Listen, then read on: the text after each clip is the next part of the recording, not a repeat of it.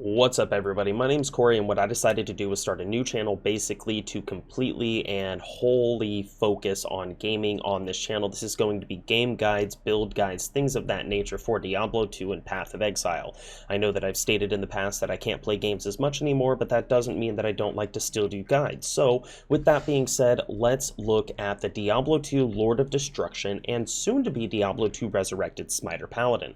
This is going to be the build that you may want to look at for killing bosses such as the Diablo clone and the Uber bosses. The reason that this build works so well is because the way that Smite works. Smite itself, it stuns the target on hit, it does damage based on your shield and your holy shield, and it also makes it to where you don't miss. It hits 100% of the 100% of the time. Every single time you smite an enemy, it hits that enemy. So, without further ado, let's jump into the game.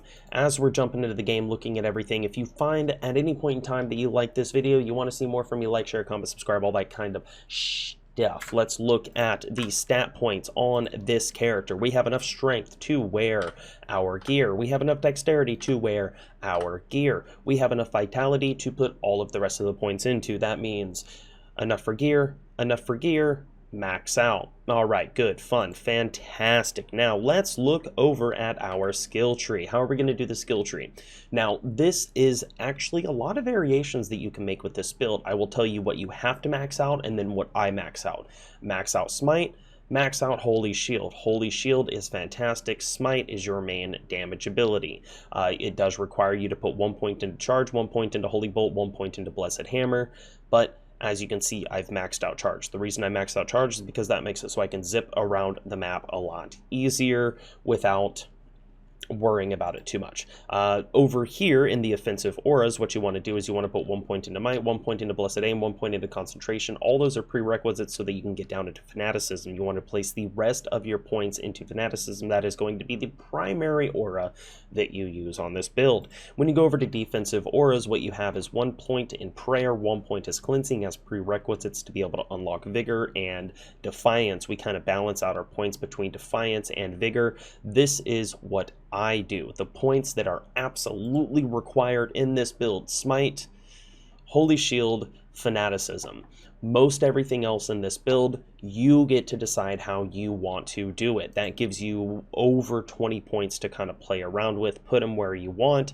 This is just how I specifically do the build. Now let's look at the gear, and I'll try to remember to look at the mercenaries gear before we jump into killing stuff. So for the weapon, we're using a Grief Phase Blade. This is by far the absolute best weapon that you are going to be wanting to use on this build. There are other weapons that you can use, such as an E-botted, but I would personally suggest using the Grief Phase Blade. It's much better, mostly for the ignore targets defense and negative targets defense, even though you ignore it, so it doesn't really matter that much. Alright, for the gloves, we're using Dracul's Grasp, self-explanatory for the majority of this gear. It is absolutely fantastic. Life stolen per hit, open wounds, and life tap. Life tap is extremely beneficial on this build. Ravenfrost Ring to avoid being frozen, Molkothos Wedding Band for the skill points as well as the life leech.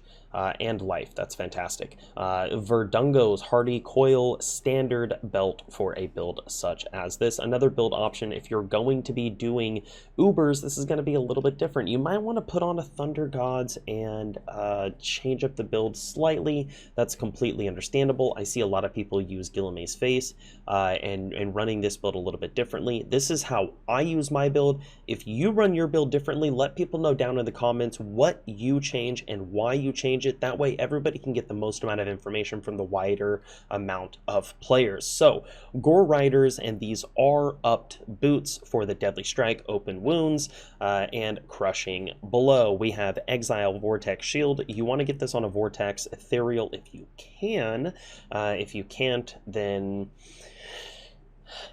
another good replacement shield that you can use if you can't get this shield would be Herald of Zakarum. Herald of Zakarum is a perfectly fine choice to use, but you may need to change your gear a little bit to get the build where you want it at with that. For the armor, I'm using a Chains of Honor Archon plate. This is just, in my opinion, I love this armor. It's fantastic. It's really, really good. Now, I know that with this build, I have gone a little bit overboard with the resistances, but that's fine. This is my build, not yours. Don't worry about it. This is just how I do my build. For the amulet, we're using High Lord's Wrath. As you can see, same reason as to why we used it on the Javazon, the attack speed, the skills.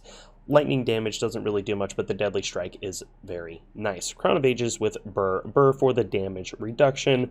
Resistances, indestructible, which doesn't really matter too much. It's not ethereal, but it's a fantastic helmet. For our switch, we have a Call to Arms flail as well as our Spirit Zakarum shield. So the Spirit Zakarum shield is to give us +2 to all skills, and the Call to Arms is to give us the battle commands and the battle orders buffs to give us plus skills as well as plus life. On our Mercenary, Standard Andariel's Visage, this is where it kind of varies a little bit. I'm using this because I like it better. A Doom Cryptic Axe Ethereal for the additional damage. It's on a Mercenary, so it doesn't take durability loss, and a Ethereal Fortitude Archon plate. What is in my inventory? Well, we have a torch, we have an Anahilus, we have a whole bunch of life resistance charges, and we have a whole bunch of PCOM 40 life charges. Yes, this build is made in Hero Builder because I don't have the time or the patience to sit and play this build over and over again the way that I used to. So, Diablo walks the earth. That means the Diablo clone has been summoned. So, first thing we'll do is we'll come out here and we will cast our battle command, our battle order. We will switch back over. We will cast our Blessed Shield, turn on... Oh, there we go. Turn on Fanaticism, and now what do we got? We have a 3,000 damage up to 3,000 between 1.9k and 3.1k damage on our Smite. We have a 75% chance to block.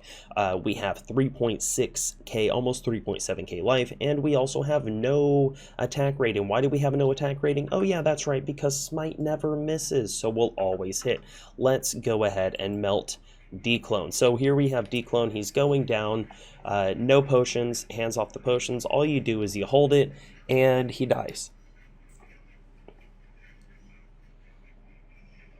So the Mercenary is taking a bit of damage. We'll give him a potion. Oh, never mind. The Mercenary died. That's fine. I meant to give him a potion. I didn't take my finger off the button, so the Mercenary died. There you go. There's your Anahilus. Should we see what we got? Let's see what we got. Let's kill these things real quick. This is why this build is so amazing. As you can see, we're one-hitting pretty much everything. Another Grand Charm. Watch, it's going to be something crazy good. I don't even have enough space. It doesn't matter. Doesn't matter what it is. Single player, I can go in here and make more anyways. So there's the build. That is a Smiter Paladin. It is, in my opinion, not even in my opinion fully, it is objectively one of, if not the absolute strongest builds in the game, the most effective boss killer in the game. In fact, you can find videos of people with characters, Smiters under level 30 that are able to kill Declone simply because they're that strong. So I hope you guys enjoyed this video. I hope you consider subscribing to the channel. Like I said, this is a new one. This is a new channel just because I want to try to focus this channel specifically on gameplay. So give it a subscribe, and we'll be back with another video, especially another Diablo 2 build guide, or I should say specifically another Diablo 2 build guide in just a few days. So I'm out.